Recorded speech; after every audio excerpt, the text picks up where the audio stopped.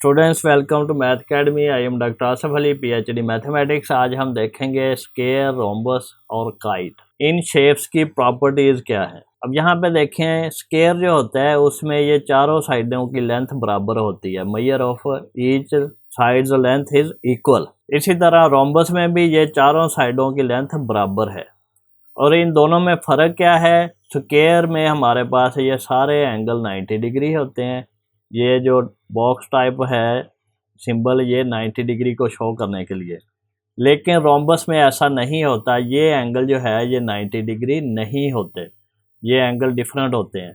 इसका मतलब क्या है कि इस स्क्वायर को हम इस कॉर्नर और इस कॉर्नर से पकड़ के थोड़ा सा खींच दें तो ये लेंथ है तो उतनी रहेंगी, लेकिन ये एंगल चेंज हो जाएंगे। तो इस एंगल के चेंज होने से रोम्बस बन जाएगा। और काइट में क्या होता है, ये लेंथ इसके बराबर है और ये लेंथ इसके बराबर है। ये एक लाइन वाली लेंथ दोनों बराबर है, दो लाइनों वाली लेंथ दोनों बराबर है। तो ये फ़र्क होता है। अब यहाँ पे देखें, यहाँ से हम अगर डायगोनल बनाएं तो वो क्या करेगा, वो इस एंगल को दो बराबर हिस्सों में डिवाइड करेगा।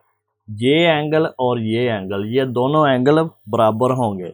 ये वाला एंगल और ये वाला एंगल, ये दोनों एंगल बराबर होंगे। इक्वली डिवाइड करेगा, बाइसेक्ट करेगा, एंगल को दो बराबर हिस्सों में तकसीम करेगा। इसी तरह इसका डायगोनल जो है स्क्वायर का, ये भी इस एंगल को दो हिस्सों में डिवाइड करेगा। ये 90 डिग्री है तो उसका हाफ करें तो ये 45 होगा, ये भी 45 होगा। इसी तरह इस तरह ये जो लाइन हम ड्रा करेंगे ये भी इस एंगल को दो हिस्सों में डिवाइड करेगी। ये भी 45 होगा, ये भी 45 होगा। और यहाँ पे देखें, इसमें भी ये होगा। अब हमें ये पूरे एंगल की वैल्यू तो नहीं पता, लेकिन ये दो बराबर हिस्सों में डिवाइड होगा। इसी तरह ये जो लाइन है ये भी दो बराबर हिस्सों में डिवाइड करेगी और ये एंगल जो है ये 90 डिग्री होगा। इसी तरह ये दरमियान में जो एंगल है ये 90 डिग्री होगा। अब काइट में देखें, काइट में हम ये अगर लाइन ड्रा करें तो यहाँ पे देखें ये एंगल डिफरेंट है, लेकिन ये जो लाइन ड्रा की है इसने क्या किया है, इस एंगल को दो बराबर हिस्सों में डिवाइड किया और इस एंगल को भी दो बराबर हिस्सों में डिवाइड किया, यानी कि दोनों इक्वल होंगे। ये चीज़ें जो हैं ये क्वेश्चन सॉल्व करने के लिए आपके काम आएंगी। ये एंगल इसके बराबर है, ये एंगल इसके बराबर है, ये एंगल 90 डिग्री है। तो ये देखें, इनकी प्रॉपर्टीज़ काफ़ी मिलती जुलती हैं, कुछ थोड़ी सी डिफरेंट हो जाती हैं। अब यहाँ पे देखें पैरेलल लाइंस कहाँ कहाँ पे हैं। एक तो ये पैरेलल लाइन है इसके, यहाँ पे ये दो पैरेलल लाइन है। इसी तरह ये पैरेलल लाइन है इसके, ये पेयर ऑफ पैरेलल लाइन है। इसी तरह ये हमारे पास ये भी लाइन जो है ये इस लाइन के पैरेलल है। सिमिलरली ये लाइन जो है ये इस लाइन के पैरेलल है। पैरेलल लाइन कौन सी होती हैं, जिनको जितना मर्जी बढ़ा दें, लंबा कर दें, वो कभी एक दूसरे को क्रॉस नहीं करेंगे। तो काइट में कोई भी पैरेलल लाइन नहीं होगी। स्क्वायर और रोम्बस में डायगोनल जो हैं वो बाइसेक्ट करेंगे, यानी कि ये वाली लेंथ इस लेंथ के बराबर होगी, ये वाली लेंथ इस लेंथ के बराबर होगी और इनके दरमियान एंगल जो है वो 90 डिग्री होगा। इसी तरह स्क्वायर में ये लेंथ इसके बराबर है, ये लेंथ इसके बराबर है और ये लेंथ इसके भी बराबर है। तो ये सारी लेंथ जो हैं ये बराबर हैं। लेकिन यहाँ पे ऐसा नहीं है, यहाँ पे ये लाइन इसके बराबर है और ये लाइन इसके बराबर है। तो लेकिन इनके दरमियान एंगल कितना है, 90 डिग्री। यहाँ पे देखें ये अपोजिट एंगल है, ये एंगल इसका अपोजिट है, ये दोनों बराबर हैं। ये एंगल इसका अपोजिट है, ये भी बराबर हैं। स्क्वायर में तो सारे एंगल बराबर हैं, 90 डिग्री के हैं। लेकिन रोम्बस में देखें ये एंगल और ये एंगल अपोजिट एंगल, ये दोनों बराबर होंगे। इसी तरह ये एंगल और ये एंगल, ये अपोजिट एंगल है, ये बराबर होंगे। काइट में भी ये जो डायगोनल हैं ये 90 डिग्री होंगे, एक दूसरे के परपेंडिकुलर होंगे। यहाँ पे एक और चीज़ मैं आपको बताता हूँ कि ये हमारे पास दो पैरेलल लाइन है। तो इसको अगर हम कोई भी लाइन यहाँ पे को कट करें, ये वाली लाइन, तो पैरेलल लाइन में क्या होता है कि ये वाला एंगल जो है ये वाला और ये वाला एंगल, ये दोनों बराबर होते हैं और इनको कहते हैं alternate angles of parallel lines. और दूसरी बात कौन सी है कि ये वाला एंगल और ये वाला एंगल, इन दोनों का सम जो है ये 180 डिग्री होगा। अगर मैं इसको A कह दूं, इसको B कह दूं, तो A plus B is equal to 180 degree होगा। और इसको अगर मैं C कह दूं तो A is equal to C होगा।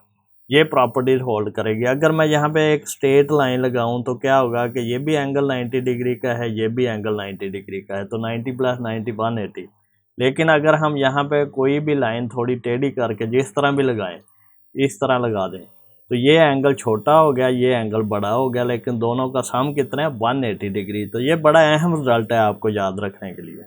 इस तरह जो पेयर ऑफ एंगल्स होता है, दो एंगल हैं जिनका सम या तो 90 होगा या 180। अगर तो 90 होगा दो एंगल का सम तो उसको हम कहते हैं कम्प्लीमेंट्री एंगल, और अगर दो एंगल्स का सम 180 डिग्री है तो उसको हम कहते हैं सप्लीमेंट्री एंगल्स। तो ये ए और बी क्या है, इनका सम 180 है, तो ये supplementary angles of parallel lines है। अब हम रेक्टेंगल पे आते हैं। रेक्टेंगल में देखें, स्क्वायर को हमने दो जगह से पकड़ के ऐसे खींच दिया है तो ये रेक्टेंगल बन गया। अगर हमारे पास ये इस तरह ये स्क्वायर होता तो इसको हम पकड़ के इस तरह थोड़ा इधर से लेंथ बढ़ा दिया है तो ये रेक्टेंगल बन गई है। अब इसमें क्या है, इसमें ये साइड इस साइड के बराबर है और ये साइड इस साइड के बराबर है। सारे एंगल 90 डिग्री हैं और इसका जो हमारे पास डायगोनल है वो क्या करता है, diagonal bisect each other at O, यानी कि डायगोनल जो है इस पॉइंट पे एक दूसरे को बाइसेक्ट करते हैं, यानी कि ये लेंथ इसके बराबर है, ये लेंथ इसके बराबर है, ये लेंथ इसके भी बराबर है। तो यहाँ से ये क्या बना, ये अगर हम यहाँ पे गौर करें तो ये हमारे पास एक आइसोसेलेस ट्रायंगल बनती है जिसकी दो साइडें बराबर हैं। तो ये भी एक प्रॉपर्टी इसमें आप नोट कर लें। बाकी इसमें क्या है कि ये वाला एंगल जो है ये इस एंगल के बराबर है, इसको कहते हैं वर्टिकली अपोजिट एंगल्स। इसी तरह ये वाला एंगल इस एंगल के बराबर है, ये भी वर्टिकली अपोजिट एंगल है। अब इसमें एक और चीज़ है, ये हमारे पास लाइन जो है ये इस लाइन के पैरेलल है। इस लाइन के जब पैरेलल है तो ये एंगल जो है ये इस एंगल का अल्टरनेट एंगल है। तो एक ये हमारे पास पेयर ऑफ अल्टरनेट एंगल्स है, दूसरा ये वाली लाइन जो है हमारे पास ये पैरेलल है इस लाइन के। तो ये दोनों लाइनें पैरेलल हैं, तो ये वाला एंगल जो है ये इस एंगल का अल्टरनेट एंगल है। अब इसी तरह अगर आप इसमें देखें तो ये हमारे पास पैरेलल लाइंस हैं दो, और इन पैरेलल लाइंस के जो ये वाला एंगल है, ये एंगल जो है ये सप्लीमेंट्री एंगल्स हैं और इनका सम कितना है 180 डिग्री। अगर ये ए है ये बी है तो ए प्लस बी हमारे पास क्या है 180 डिग्री। ये सप्लीमेंट्री एंगल्स हैं। अगर हम इसके भी डायगोनल ड्रा करें तो ये डायगोनल इस तरह होंगे और ये ओ पॉइंट पे कट करेंगे और क्या होगा, ये वाली लेंथ इसके बराबर है और ये वाली लेंथ इसके बराबर है। अब यहाँ पे देखें दो चीज़ें हैं, ये हमारे पास पैरेलल लाइंस हैं और पैरेलल लाइंस के दरमियान में एंगल्स का सम कितना है 180 डिग्री। और दूसरी बात क्या है, ये दो लाइनें क्रॉस करती हैं, ये वाला एंगल इसके बराबर है, ये वर्टिकली अपोजिट एंगल कहते हैं इसको। इसी तरह ये एंगल इसके बराबर है, तो ए एंगल बी के बराबर है, सी एंगल डी के बराबर है। ये चीज़ भी अहम है आपके सोल्यूशन के लिए।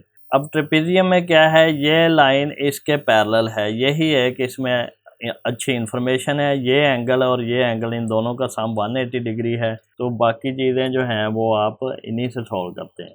इसी तरह अगर हम इसका ये डायगोनल बनाएं तो इसमें वर्टिकली अपोजिट एंगल बनेंगे, ये एंगल इसके बराबर होगा, ये एंगल इसके बराबर होगा। और एक जो सबसे अहम चीज़ है वो आपकी यूज़ होनी है कि ट्राईएंगल के इंटीरियर एंगल का सम जो है वो 180 होता है। अगर ये x है, ये y है, ये z है, तो x plus Y plus Z is equal to 180 degree. एक तो ये चीज़ बहुत ज़्यादा यूज़ होनी है, दूसरा ये है कि ये पैरेलल लाइंस हैं और ये इनके अल्टरनेट एंगल्स हैं, ये बहुत यूज़ होनी है। तीसरा ये है कि ये पैरेलल लाइंस हैं और ये इनके सप्लीमेंट्री एंगल्स हैं जिनका सम 180 डिग्री है। तो ये चीज़ें जो हैं ये आपको हेल्प आउट करेंगी आपका सॉल्यूशन फाइंड करने के लिए। फिगर के अंदर आपने ये चीज़ें नोट करनी है। अब इन फिगर्स को आप गौर करें, ये लेंथ ये लेंथ ये लेंथ और ये लेंथ बराबर है, ये साइड ये साइड ये साइड और ये साइड बराबर है स्क्वायर में, और सारे के सारे एंगल बराबर हैं और 90 डिग्री हैं।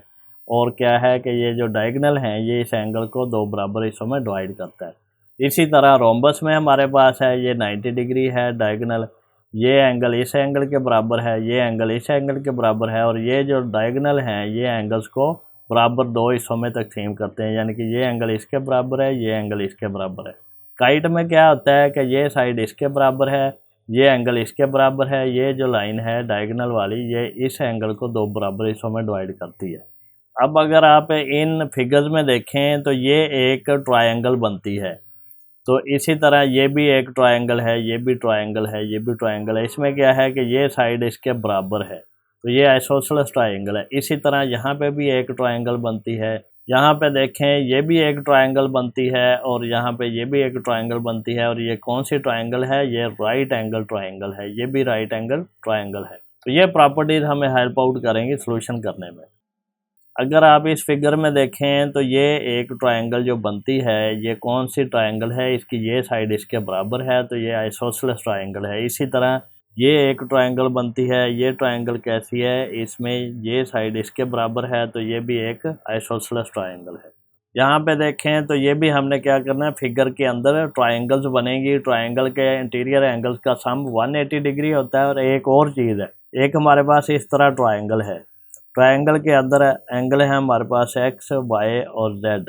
इस तरह हमारे पास एंगल है। अगर मैं इस लाइन को इस तरह एक्सटेंड कर दूं, ये हमारे पास एंगल है P एंगल जो है ये x प्लस वाई के बराबर है, x plus Y is equal to P जो एक्सटीरियर एंगल है ये अपोजिट इंटीरियर एंगल्स के सम के बराबर होता है। इसी तरह अगर ये एक ट्रायंगल है तो इसको अगर मैं ये लाइन एक्सटेंड कर दूं तो ये एक्सटीरियर एंगल होगा। इसी तरह ये लाइन एक्सटेंड कर दूं तो ये एक्सटीरियर एंगल होगा।